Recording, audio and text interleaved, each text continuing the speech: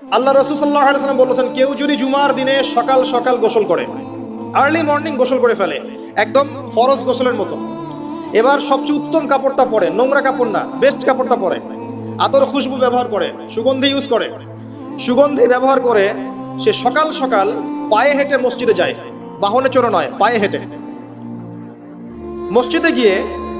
ইমাম বয়ান খুতবা শুরু করার আগেই মসজিদে চলে গেছে, ইমামের কাছাকাছি বসে, কাউকে কষ্ট দেয় না, ইমাম খুতবা দিচ্ছে সে চুপচাপ শুনছে, কাউকে কষ্ট দেয় না, এমনকি পাশে কেউ কথা বলে তাকে এতটুকু বলে না চুপ করো, এতটুকু বলে না, চুপচাপ খুতবা শুনে নামাজ পড়ে ইমামের সাথে সালাম ফিরায়। নবী সাল্লাল্লাহু আলাইহি ওয়াসাল্লাম বলছেন, এই যে প্রতি পদক্ষেপ হেঁটে এসেছে, প্রত্যেক পদক্ষেপের বিনিময়ে 1 বছরের নফল নামাজ, 1 বছরের নফল রোজার নেকি দেয়া। শয়তানকে মানুষ গিয়ে জিজ্ঞাসা করবে, জাহান্নামীরা,